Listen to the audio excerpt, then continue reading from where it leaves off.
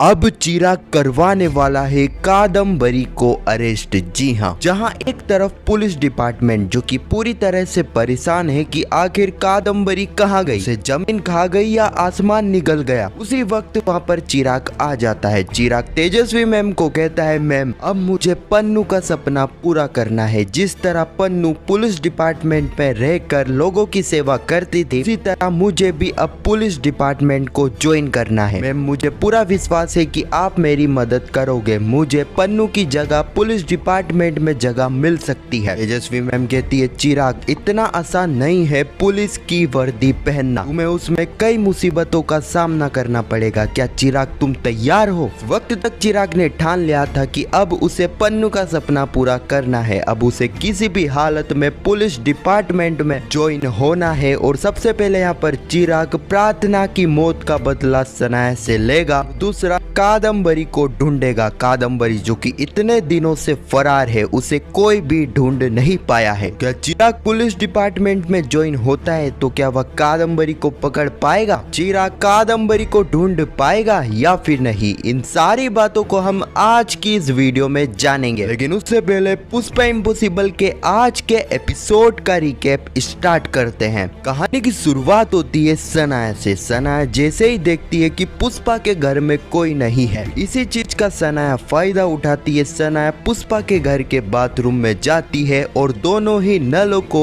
चालू छोड़ देती है, जिसके चलते कुछ ही देरों बाद पूरे चोल का पानी खत्म हो जाता है। कुछ ही देर में सभी चोल वाले इकट्ठे हो जाते हैं। किसी को समझ नहीं आ रहा था कि आखिर चोल का पानी कहाँ गया। बापूदा और चिराग एक एक करके सभी चोल वालों के घर चेक करते हैं। किसी ने अपनी लापरवाही की वजह से नल चालू तो नहीं छोड़ दिया। एक करके सभी के घर चेक हो चुके थे। अब बचा था पुष्पा का घर। पुष्पा कहती है, बापूद्रा मुझे अच्छे से याद है, मैं दोनों ही नल को बंद करके ही गई थी। इसके बावजूद भी बापूद्रा पुष्पा का घर चेक करता है। बापूद्रा जैसे ही पुष्पा की बाथरूम देखता है तो बापूद्रा के होश उड़ जाते हैं, क्योंकि पुष्पा की बाथरूम पूरी तरह से स्विमिंग पूल बन चुकी थी। यानी कि पुष्पा के घर से ही नल चालू छूटा हुआ था। पुष्पा कहती है, बापूद्रा मुझे अच्छे से याद है, ऐसा हो ही नहीं सकता है, क्योंकि मैंने तो नल बंद करे थे। पुष्पा को समझ नहीं आ रहा था कि ऐसा कैसे हो सकता है। तभी पुष्पा की नजर जाती है सनाया के ऊपर। पुष्पा समझ जाती है कि ये सारा का सारा कांड सनाया का ही होगा। पुष्पा यहाँ पर सनाया का नाम तो नहीं लेती है, लेकिन सारा इल्जाम अपने ऊपर ले लेती है, कि पुष्पा को पता था कि अगर वह सनाया का नाम लेगी तो बापूद्रा तो उसे आज ही के आज ही चोल से बाहर कर देगा। अगले ही पल हम देखते हैं सनाया जो कि ताने बाने का सामान टेम्पू में लोड कर रही थी। इसी वक्त पुष्पा अपने काम में बिजी हो जाती है। अब यह चीज देखकर सनाया के दिमाग में एक प्लान आता है। सनाया इस चीज का फायदा उठाती है,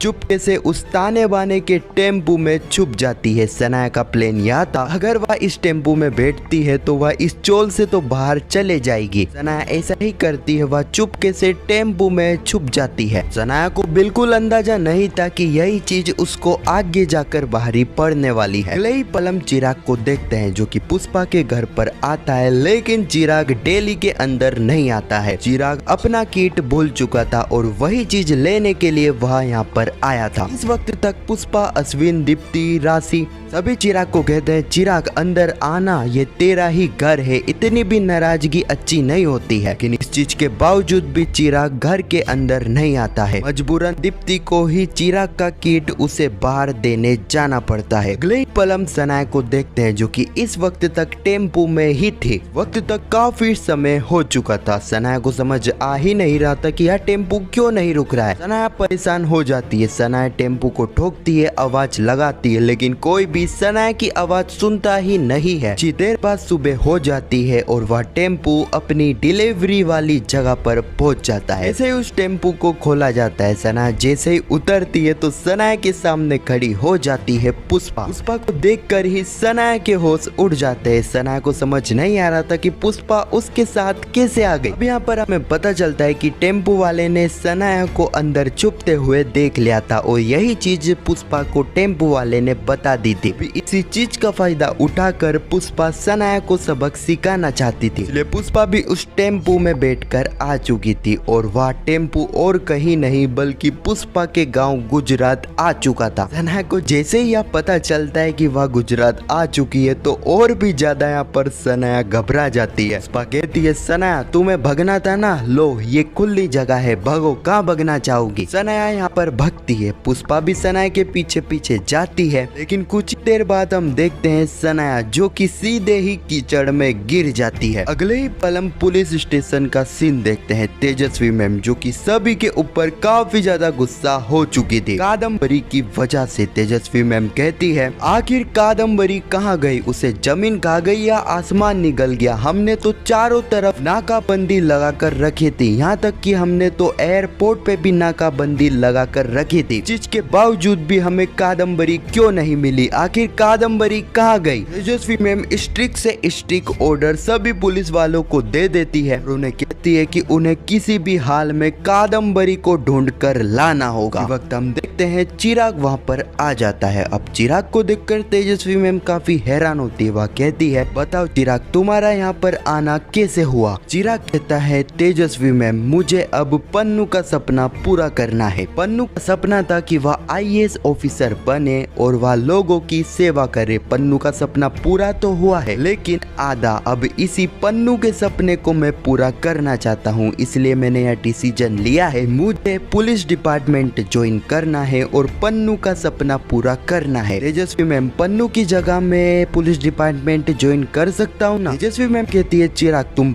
प्रार्थना की जगह पुलिस डिपार्टमेंट तो ज्वाइन कर सकते हो, लेकिन चिराग मैं तुम्हें बता दूं कि वर्दी पहनना इतना आसान नहीं है जितना तुम समझ रहे हो। चिराग मैं तुम्हें पुलिस डिपार्टमेंट ज्वाइन करवाने में तुम्हारी मदद तो पूरी करूंगी, लेकिन चिराग एक बार ध्यान से सोच लेना, पुलिस डिपार्टमेंट ज्वाइन करना इतना आसान नहीं है जितना तुम समझ रहे हो। अगले पल हम सनाया को देखते हैं। सनाया जैसे ही कीचड़ में गिरती है तो सभी गाँव वाले सनाया के ऊपर हंसते हैं। सनाया कहती है, पुष्पा तुम यहाँ खड़े खड़े क्या देख रही हो, मुझे यहाँ से हेलो, मेरी मदद करो। पुष्पा कहती है, सनाया तुम ऐसे ऑर्डर नहीं दे सकती है, यहाँ पर कोई तुम्हारा नौकर नहीं है। सनाया को ना चाहते हुए भी पुष्पा से रिक्वेस्ट करनी पड़ती है। पुष्पा जैसे तैसे सनाया को कीचड़ में से तो हेल लेती है। अब इसके बाद ना चाहते हुए भी सनाया को हेडपंप के पानी से अपना कीचड़ धोना पड़ता है। पुष्पा कहती है, सनाया अब समझ में आया तुमने चोल में कितना पानी वेस्ट करा था, तुम्हें पता चला कि पानी की कीमत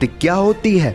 इसी सीन के साथ यह खूबसूरत एपिसोड यहीं पर समाप्त हो जाता है। अब आने वाले एपिसोड में हम देखने वाले हैं चोल में जो कि फेक पुलिस वाले आएंगे और वह अंश को किडनैप करके ले जाएंगे। दरअसल वह पुलिस वाले सनाया की कार को ले जाते हैं, लेकिन उसी कार में अंश छुपा हुआ था। आखिर अंश या फिर उस कार का किडनैप किसने करवाया है, कौन है इसके पीछे। सनाया तो हो नहीं सकती क्योंकि सनाया तो पुष्पा के साथ गुजरात में है। आखिर कौन है इसके पीछे, अगर आपको यह जानना है तो कमेंट सेक्शन में पार्ट 2 जरूर लिखना, उस पर मैं एक वीडियो बना दूंगा। बात करें कादम्बरी की, जैसा कि कितने दिनों बाद यहाँ पर शो में कादम्बरी का नाम लिया गया है। कादम्बरी का शो में जिक्र हुआ है तो इसका मतलब कादम्बरी की फिर से शो में एंट्री होने वाली है। यहाँ पर चिराग जिसने ठान लिया है कि वह पुलिस डिपार्टमेंट ज्वाइन करेगा और ऐसा होगा भी। आने वाले एपिसोड में चिराग पुलिस डिपार्टमेंट ज्वाइन करने वाला है। जैसा कि अभी सभी पुलिस वाले कादम्बरी को ढूंढने में ही लगे हैं, तो ऐसा हो सकता है चिराग यहाँ पर